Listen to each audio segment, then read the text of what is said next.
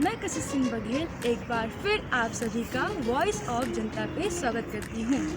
आज बहुत ही खास दिन है क्योंकि आज हमारे देश में भारतीय भाषा दिवस मनाया जा रहा है। हाँ, आपने सही सुना, भारतीय भाषा दिवस।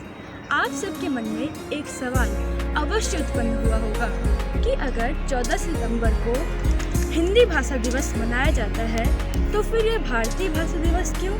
आइए जानते हैं। इसका मकसद राष्ट्रीय शिक्षा नीति 2020 के तहत बच्चों को, छात्रों को भारतीय भाषा की जानकारी देना, अन्य भारतीय भाषाओं की जानकारी देना, अन्य भारतीय भाषाएं सीखने के लिए प्रोत्साहन देना है।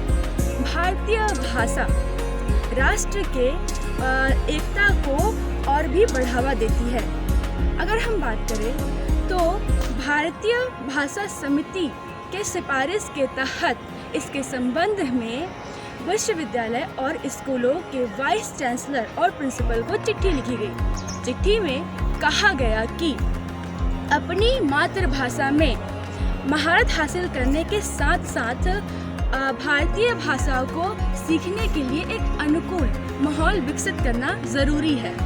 केंद्रीय सरकार ने भारतीय भाषा को बढ़ावा देने के लिए 22 भाषा केंद्र स्थापित करेगी। यह तो हम जान लिए कि भारतीय भाषा दिवस मनाया क्यों जा रहा है। अब बात करते हैं कि इसके लिए आज का दिन ही क्यों चुना गया। हमारे बहुत ही महान कवि, तमिल के महान कवि अगर हम कहें सुब्रह्मण्य भारती जी, जो कि उत्तर और दक्षिण के सेतु माने जाते हैं, उनकी कविताओं में राष्ट्रभक्ति कूट कूट कर भरी हुई है। सुब्रह्मण्य भारती एक पत्रकार होने के साथ साथ, एक कवि होने के साथ साथ एक समाज सुधारक भी थे। उनकी जयंती को ही एक खास दिन है जिसके लिए भारतीय भाषा दिवस मनाने का फैसला किया गया है। हम कई भाषाएं सीखते हैं, उन्हें बोलने का प्रयत्न करते हैं। अंग्रेजी, फ्रांस, स्पेनिश, जो कि एक अच्छी बात है।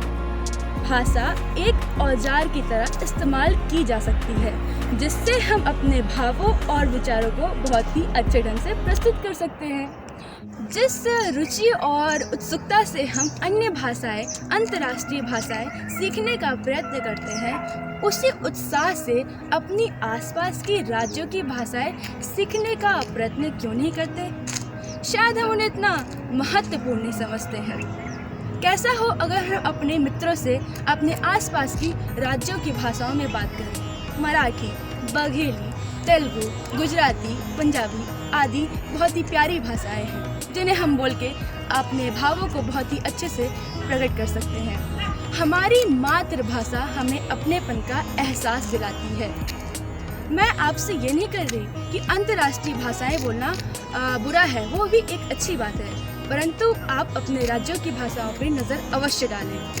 आपको जाते जाते मैं आप सबसे एक कबीरदास जी का दोहा अवश्य बोलना चाहूँगी।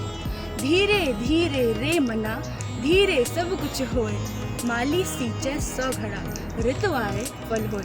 इसी के साथ मैं कशिश सिंह बघेल एक बार फिर आप सभी से विदा लेती हूँ। जय हिंद, जय भारत।